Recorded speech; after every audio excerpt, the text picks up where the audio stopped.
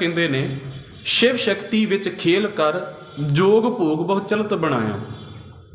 ये साडे अंदर ना दो सुभाव ने, एक है शिव ते एक है शक्ति। इत्थे शिव का मतलब देवता नहीं है, इत्थे शिव का मतलब है साडे अंदर दा आत्मा, जिन्हों ये भी तुसी कदी कदी शायद सुनिया होवेगा भी जिहड़ा अंदर दा आत्मा है ये रब रूप है, परमात्मा का रूप है। इनू तां ही आत्मा इस पासे तो बोलिया जाता है। एक है परमात्मा जिन्हों वाहिगुरु कहते हैं, एक आत्मा है जिहड़ा उस मालक का अंश कह लो, हिस्सा कह लो भी जिद्दां पानी ते पानी दी बूंद, जो तत्त पानी दे विच ने उही पानी दी बूंद दे विच ने, पर बूंद समुंदर नहीं है, बूंद बूंद ही है। इस तरह परमात्मा दी अंश है साडा शरीर, पर शरीर परमात्मा वाला पासा नहीं है भी कह दी भी शरीर मेरा शरीर ही परमात्मा है, उहदी अंश जरूर है, तत्त सारे उही ने।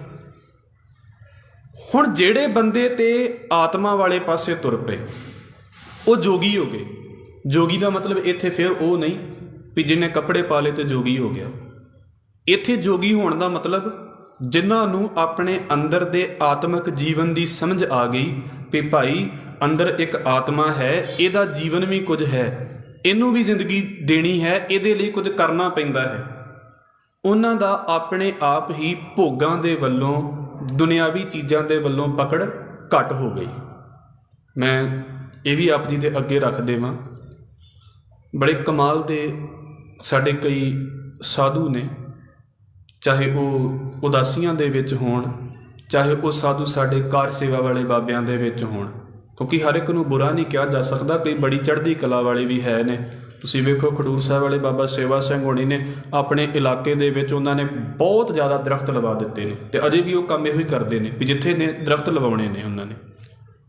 ते हुण जे उन्हां दे कपड़े वेखोगे तुसीं ते कपड़े की ने, साधु दे कपड़े की ने, एक चिट्टे दा बस वो जिहड़ी चिट्टे रंग दी एक खद्दर दी बस पा लो कि कुड़ता पा लिया है ते बस कशहरा है तेड़, होर की है। इहो ही तो कपड़े ने, दो जेबां लगियां होईयां ने, संगत ने पैसे पा दिते जी, संगत दे उत्ते वरत देने।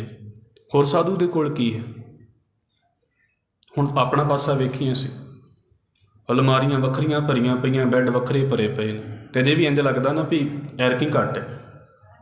ये नहीं कि होना नहीं चाहिए। मैं सिर्फ एक पासे की गल करदा पिया भी एक बंदा वेख लो साल दे विच दो इहो ਜਿਹੇ कुड़तियां दे नाल सारी जिंदगी चिट्टे रंग का कपड़ा पा के कढ़ लैनी। आ समाजी बंदे नूं कहो भी चिट्टे रंग का कपड़ा पा, लोग किदां दीयां गल्लां बनाउण लग पैंदे ने। बंदा चिट्टे रंग का कुड़ता पजामा पा के आवे तो कोई टेंशन नहीं हुंदी। मैनूं माफ़ करियो किते बीबियां समाज दे विच पालण ते की लोग सोचते हैं, इहो सोचदे ना भी कितों आया होना। चिट्टे रंग के कपड़े का मतलब की हो गया। तो साधु वेख लो, उन्हें सारी जिंदगी उस रंग के कपड़िਆਂ 'ਚ ਕੱਢ ਦਿੱਤੀ। सानू कोई कहे हाँ भी तेनों मैं इक्को रंग दी टी शर्ट लै दिना तो सारी पाई जा सारिया गर्मियाँ, वेखो सही आप ही अक जावांगे। ते निहंग सिंह भी ये तो आई ने ना, नीले रंग के बाणे दे नाल वेखो हाँ जिन्हों तो धारण किया बस सारी जिंदगी कढ़ के। ये की हुंदा है? कपड़े दी पदार्थ दी सोच तो उत्ते उठ पैना कि मैं सिर्फ इन्हां चीज़ों के पिछे नहीं दौड़दा भी की पाया तो की नहीं पाया होया है। अक्सर तो कपड़ा भावें लख का होवे तो भावें 1000 का होवे, कपड़ा है तो शरीर नूं ढकण दा ही है ना। ठीक है उहदे विच कुछ कंफर्टेबल होवेगा बंदा, पर अक्सर की है कपड़ा तो अक्सर कपड़ा ही है ना। कपड़ा प्राइमरी नहीं है, प्राइमरी मैं हाँ। पर अजकल की मार्केट दे विच मैं सैकेंडरी हो गया हाँ, तो मेरे उत्ते खर्चियां जाण वालियां पाईयां जाण वाली चीज़ां वो प्राइमरी हो चुकियां ने मेरे लिए।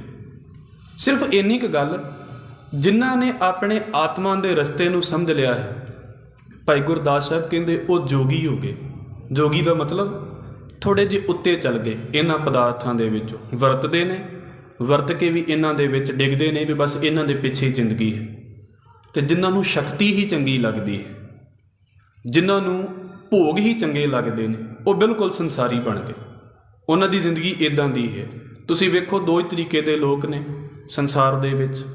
ये नहीं कि आम घरां दे विच हो नहीं सकते। आम चंगे भले घरां दे विच, महंगियां घरां दे विच रहण वाले लोग पता की कह दिंदे ने कि सानू पता है भी ये साडे नाल नहीं जाना, सानू पता है। इहो जिहे भी है ने। तो हो सकदा झुग्गी दे विच रहण वाला बंदा इदां चंबड़िया होवे झुग्गी नूं, जिद्दां महंगी कोठी दे विच रहण वाला भी ना चंबड़िया होवे। गल तो मैंटैलिटी दी है ना, भी मैंटैलिटी किहड़ी चीज़ नूं फड़ के बैठी हुई है, गल घर दी नहीं है। हो सकता भी तुसीं वेखो सुत्ता भावें रेहड़ी दे उत्ते ही होवे किसी दी दे उत्ते, पर उहदे ते नहीं पकड़ बना के बैठा होवे भी मैनूं कोई ठा क्यों दिंदा।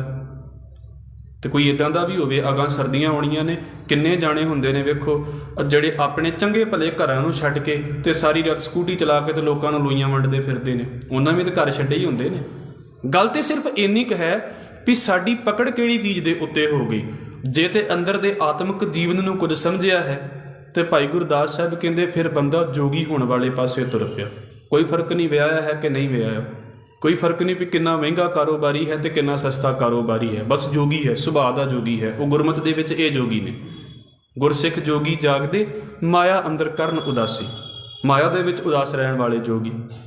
ਤੇ ਦੂਜੇ ਪਾਸੇ ਉਹ ਇਦਾਂ ਦੇ ਭੋਗੀ ਹੋ ਗਏ ਕਿ ਬਸ ਹਰ ਚੀਜ਼ ਦੀ ਭੁੱਖ ਨਹੀਂ ਖਤਮ ਹੋ ਰਹੀ। ਉਹ ਤਿਆਗੀ ਵੀ ਇਦਾਂ ਦੇ ਹੋ ਸਕਦੇ ਨੇ ਜਿਨ੍ਹਾਂ ਨੂੰ ਅਕਸਰ ਇਦਾਂ ਵੀ ਬੋਲਿਆ ਜਾਂਦਾ ਹੁੰਦਾ ਵੀ ਘਰ ਤੇ ਛੱਡ ਦਿੱਤਾ ਹੈ, ਉੱਥੇ ਜਾ ਕੇ ਥਾਵਾਂ ਤੋਂ ਲੜੀ ਜਾਂਦੇ ਨੇ ਵੀ ਆਹ ਫਰਸ਼ ਦੇ ਉੱਤੇ ਤੇ ਮੈਂ ਸੌਂਦਾ ਸੀ, ਇੱਥੇ ਕੋਈ ਦੂਜਾ ਬੰਦਾ ਆ ਕੇ ਕਿਉਂ ਸੌਂ ਜਾਵੇ। ਸਾਧੂਆਂ ਦੀਆਂ ਲੜਾਈਆਂ ਬੜੀਆਂ ਖਤਰਨਾਕ ਨੇ ਨਾ। ਤੁਸੀਂ ਵੇਖਦੇ ਜੇ ਘਰ-ਬਾਰ ਛੱਡ ਦਿੱਤੇ ਨੇ ਉਹਨਾਂ ਨੇ, ਘਰ ਛੱਡਿਆ ਹੋਇਆ, ਪਰ ਜਿਹੜੇ ਫਰਸ਼ ਦੇ ਉੱਤੇ ਰੋਜ਼ ਸੌਂਦੇ ਨੇ ਉਸ ਫਰਸ਼ ਦੇ ਉੱਤੇ ਕੋਈ ਆ ਕੇ ਹੋਰ ਸੌਂ ਜਾਵੇ, ਫਿਰ ਵੇਖਿਓ ਕੀ ਕਰਦੇ ਨੇ। ਉਹ ਫਰਸ਼ ਆਪਣਾ ਬਣਾ ਲਿਆ ਉਹਨਾਂ ਨੇ। ਇਹ ਪਕੜ ਹੈ। ਇਸ ਕਰਕੇ ਜਿਹੋ ਜੀ ਚੀਜ਼ ਨੂੰ ਅਸੀਂ ਆਪਣੇ ਅੰਦਰ ਵੇਖ ਲਿਆ, ਜੇ ਤੇ ਆਤਮਿਕ ਜੀਵਨ ਨੂੰ ਵੇਖਿਆ ਹੈ, ਅਸੀਂ ਜੋਗੀ ਹੋ ਗਏ। ਸਾਨੂੰ ਸੰਗਤ ਕਿਹਦੀ ਮਿਲ ਗਈ? ਆਪਣੀ ਆਤਮਾ ਦੀ ਸੰਗਤ ਮਿਲੀ, ਅਸੀਂ ਜੋਗੀ ਹੋ ਗਏ। ਸਾਨੂੰ ਸੰਗਤ ਮਿਲ ਗਈ ਹੈ ਸ਼ਕਤੀ ਦੀ, ਵੀ ਚੀਜ਼ਾਂ ਜਿਹੜੀਆਂ ਦਿਸਦੀਆਂ ਨੇ ਨਾ ਇਹ ਮੈਨੂੰ ਬੜੀਆਂ ਅਟਰੈਕਟ ਕਰਦੀਆਂ ਨੇ। ਤੇ ਜੋ ਦਿਸੇਗੀ ਫਿਰ ਬੰਦਾ ਸੋਚੇਗਾ ਵੀ ਇਹਨੂੰ ਘਰ ਦੇ ਵਿੱਚ ਕਿੱਦਾਂ ਲੈ ਕੇ ਆਉਣਾ, ਚਾਹੇ ਉਹ ਕੋਈ ਵੀ ਮਟੀਰੀਅਲ ਹੋਵੇ, ਇਹਨੂੰ ਘਰ ਦੇ ਵਿੱਚ ਕਿੱਦਾਂ ਲੈ ਕੇ ਆਉਣਾ ਹੈ। ਲੋੜ ਵਾਲੀਆਂ ਚੀਜ਼ਾਂ ਆਉਣੀਆਂ ਚਾਹੀਦੀਆਂ ਨੇ, ਮਹਿੰਗੀਆਂ ਹੋਣ ਸਸਤੀਆਂ ਹੋਣ ਕੋਈ ਮਤਲਬ ਨਹੀਂ। ਜਿਹਦੀ ਲੋੜ ਹੈ ਉਹ ਲਿਆਉਣੀ ਹੀ ਪਵੇਗੀ, ਮਹਿੰਗੇ ਸਸਤੇ ਦੀ ਗੱਲ ਹੀ ਨਹੀਂ ਹੈ। ਪਰ ਜਿਹੜੀ ਚੀਜ਼ ਨੂੰ ਮੇਰੇ ਮਨ ਦੇ ਵਿੱਚ ਖਿੱਚ ਪਾ ਰਹੀ ਹੈ ਪਰ ਮੈਨੂੰ ਲੋੜ ਨਹੀਂ ਹੈ, ਪ੍ਰੋਬਲਮ ਫਿਰ ਕੀ ਹੋਗੀ? ਮੈਂ ਭੋਗੀ ਹੋ ਗਿਆ ਹਾਂ। ਔਰ ਵੇਖ ਲਓ, ਮੈਂ ਅਕਸਰ ਬੇਨਤੀ ਕਰਦਾ ਹੁੰਦਾ ਹਾਂ ਕਿ ਸਾਡੀ ਮੈਂਟੈਲਿਟੀ ਇੱਦਾਂ ਗ੍ਰੈਬ ਕੀਤੀ ਜਾਂਦੀ ਹੈ। ਪਹਿਲਾਂ ਸਾਨੂੰ ਮੋਬਾਈਲ ਦੇ ਉੱਤੇ ਚੀਜ਼ਾਂ ਵਿਖਾਈਆਂ ਜਾਂਦੀਆਂ ਨੇ, ਕਿਉਂਕਿ ਅੱਜ ਕੱਲ੍ਹ ਸਾਡੀ ਮਾਰਕੀਟ ਕੀ ਹੈ, ਉਹਨਾਂ ਦੀ ਦੁਕਾਨ ਕੀ ਹੈ? ਸਾਡੀ ਮੋਬਾਈਲ ਹੀ ਤਾਂ ਹੈ ਨਾ। ਅਸੀਂ ਖੋਲ੍ਹਦੇ ਹਾਂ, ਟੀਵੀ ਚਲਾਉਂਦੇ ਹਾਂ, ਸਭ ਤੋਂ ਪਹਿਲਾਂ ਕੀ ਆ ਰਿਹਾ? ਤੁਸੀਂ ਕੋਈ ਵੀ ਨੈਟਵਰਕ ਵੇਖ ਲਓ, ਕਿੰਨੀਆਂ ਐਡਸ ਆ ਰਹੀਆਂ ਨੇ। ਕਿਉਂ ਆ ਰਹੀਆਂ ਨੇ? ਵੀ ਪਹਿਲਾਂ ਅੱਖ ਵੇਖੇ ਤੇ ਸਹੀ, ਅੱਖ ਵੇਖੇਗੀ ਤੇ ਫਿਰ ਉਹਨੂੰ ਪਤਾ ਲੱਗੇਗਾ ਵੀ ਆਹ ਚੀਜ਼ਾਂ ਵੀ ਦੁਨੀਆ ਦੇ ਵਿੱਚ ਹੁੰਦੀਆਂ ਨੇ, ਬਸ ਆਹ ਹੈ ਨੇ। ਤੇ ਆਪਾਂ ਜਿਹੜਾ ਹੈ ਉਹਨੂੰ ਘਰ ਦੇ ਵਿੱਚ ਲਿਆਉਣ ਦੀ ਕੋਸ਼ਿਸ਼ ਕਰਾਂਗੇ। ਔਰ ਸਮੇਤ ਮੇਰੇ, ਮੈਂ ਆਪਣੀ ਗੱਲ ਕਰਾਂ, ਤੁਸੀਂ ਆਪਣੀ ਗੱਲ ਕਰਿਓ। ਵੇਖ ਲਿਓ, ਮਹਾਰਾਜ ਨੇ ਸਾਨੂੰ ਇੰਨਾ ਦਿੱਤਾ ਹੈ ਵੀ ਸਾਡੇ ਘਰ ਭਰੇ ਪਏ ਹੋਏ ਨੇ, ਘੱਟ ਨਹੀਂ ਹੈ। ਕੁਝ ਜਾਣਿਆਂ ਨੂੰ ਛੱਡ ਕੇ ਵੀ ਕਹਿ ਦਈਏ ਤੇ ਘੱਟ ਨਹੀਂ ਹੈ ਮਾਲਕ ਦਾ ਦਿੱਤਾ ਹੋਇਆ, ਪਰ ਸਾਨੂੰ ਇੰਝ ਲੱਗੇਗਾ ਨਹੀਂ, ਅਜੇ ਮਿਲਿਆ ਨਹੀਂ, ਅਜੇ ਕੁਝ ਹੋਰ ਪਾਸੇ ਜਾਣਾ ਹੈ। ਇਹਦਾ ਮਤਲਬ ਹੁੰਦਾ ਵੀ ਇੱਕ ਨਿਰੰਤਰ ਮਾਰਕੀਟ ਦੇ ਇਹ ਰੂਲ ਹੁੰਦੇ ਨੇ ਕਿ ਸਾਡੇ ਅੰਦਰ ਨਿਰੰਤਰ ਇੱਕ ਭੁੱਖ ਪੈਦਾ ਹੁੰਦੀ ਰਹੇ। ਭੁੱਖ ਮਰ ਗਈ ਤੇ ਸਾਰੇ ਕਾਰੋਬਾਰ ਫੇਲ ਹੋ ਜਾਣਗੇ। ਇਹ ਪੋਜ਼ਿਟਿਵਿਟੀ ਦੀਆਂ ਗੱਲਾਂ ਵੀ ਨੇ, ਪਰ ਇਹ ਨੈਗੇਟਿਵਿਟੀ ਦੀਆਂ ਗੱਲਾਂ ਨੇ ਵੀ ਨੇ ਕਿ ਬੰਦਾ ਆਪਣੀ ਭੁੱਖ ਕਿੰਨੀ ਵਧਾ ਲੈਂਦਾ ਹੈ। ਭਾਈ ਗੁਰਦਾਸ ਸਾਹਿਬ ਕਹਿੰਦੇ ਜੇ ਤੇ ਤੁਸੀਂ ਅੰਦਰ ਦੀ ਆਤਮਾ ਨੂੰ ਸਮਝਦੇ ਜੇ, ਤੁਸੀਂ ਜੋਗੀ ਹੋ ਜਾਵੋਗੇ। ਚੀਜ਼ਾਂ ਵਰਤ ਕੇ ਵੀ ਚੀਜ਼ਾਂ ਦੇ ਵਿੱਚ ਨਹੀਂ ਡਿੱਗੋਗੇ। ਤੇ ਜੇ ਤੁਹਾਨੂੰ ਸਾਰਾ ਕੁਝ ਮਟੀਰੀਅਲ ਹੀ ਲੱਗਦਾ ਹੈ ਵੀ ਬਸ ਮਟੀਰੀਅਲ ਹੀ ਸਾਰਾ ਕੁਝ ਹੈ, ਜੋ ਦਿਸਦਾ ਹੈ ਇਹੀ ਸਾਰਾ ਕੁਝ ਹੈ, ਭੋਗੀ ਹੋ ਜਾਵੋਗੇ। ਬਸ ਵੀ ਆਹ ਵੀ ਖਾ ਲਈਏ, ਆਹ ਵੀ ਪਹਿਨ ਲਈਏ। ਤੇ ਜਦੋਂ 60-70 ਸਾਲਾਂ ਦੀ ਉਮਰ ਦੇ ਬਾਅਦ ਸਰੀਰ ਜਵਾਬ ਦੇਣਾ ਸ਼ੁਰੂ ਕਰ ਦਿੰਦਾ ਹੈ ਵੀ ਉਹੀ ਜਿਹੜਾ ਕੋਟ ਪੈਂਟ ਹੁੰਦਾ ਹੈ, ਬਾਅਦ ਦੇ ਵਿੱਚ ਜਦੋਂ ਬੰਦਾ ਵੇਖ ਕੇ ਬਸ ਝੂਰਦਾ ਹੀ ਹੈ ਵੀ ਹੁਣ ਨਹੀਂ ਪੈਂਦਾ। ਇੱਦਾਂ ਹੁੰਦਾ ਹੈ ਵੀ ਜਿਹੜੀਆਂ ਚੀਜ਼ਾਂ ਖਾ ਲਈਆਂ ਜਾਂਦੀਆਂ ਨੇ, ਭੋਗ ਥੋੜ੍ਹਾ ਮੁੱਕਦੇ ਨੇ। ਦੇਂਦਾ ਰਹਿ ਨਾ ਚੁੱਕੈ ਭੋਗ। ਮੇਰੇ ਦੰਦ ਥੱਕ ਜਾਂਦੇ ਨੇ ਨਾ, ਭੋਗ ਤੇ ਨਹੀਂ ਥੱਕਦੇ, ਚੀਜ਼ਾਂ ਤਾਂ ਨਹੀਂ ਮੁੱਕਦੀਆਂ। ਪਰ ਮੈਂ ਕਿਹਨੂੰ ਜ਼ਿੰਦਗੀ ਦਾ ਬੇਸ ਬਣਾਇਆ ਹੈ? ਮੈਂ ਆਤਮਿਕ ਜੀਵਨ ਨੂੰ ਬਣਾਇਆ ਹੈ ਕਿ ਮੈਂ ਭੁੱਖ ਨੂੰ ਬੇਸ ਬਣਾਇਆ ਹੈ? ਖਾਣਾ ਸਾਰਾ ਕੁਝ ਹੈ, ਸਾਰਾ ਕੁਝ ਛਕਣਾ ਹੈ, ਕੋਈ ਸਾਨੂੰ ਰੋਕਿਆ ਨਹੀਂ ਮਹਾਰਾਜ ਨੇ। ਪਰ ਨਾਲ ਕੀ ਹੈ? ਮੈਂ ਕਿਹੜੀ ਚੀਜ਼ ਨੂੰ ਜ਼ਿੰਦਗੀ ਦਾ ਬੇਸ ਬਣਾ ਲਿਆ ਹੈ? ਸ਼ਿਵ ਸ਼ਕਤੀ ਵਿੱਚ ਖੇਲ ਕਰ ਜੋਗ ਭੋਗ ਬਹੁਤ ਚਲਤ ਬਣਾਇਆ। ਜਿਹਨੂੰ ਤੁਸੀਂ ਆਪਣੇ ਮਨ ਦੇ ਨੇੜੇ ਕਰ ਦਿੱਤਾ, ਤੁਸੀਂ ਉੱਦਾਂ ਦੇ ਹੋਣੇ ਸ਼ੁਰੂ ਹੋ ਗਏ। ਜੋਗ ਨੂੰ ਨੇੜੇ ਕੀਤਾ ਹੈ, ਆਤਮਾ ਨੂੰ ਨੇੜੇ ਕੀਤਾ ਹੈ, ਤੁਸੀਂ ਜੋਗੀ ਹੋ ਗਏ। ਭੋਗਾਂ ਨੂੰ ਨੇੜੇ ਕੀਤਾ ਹੈ, ਭੋਗੀ ਹੋ ਗਏ।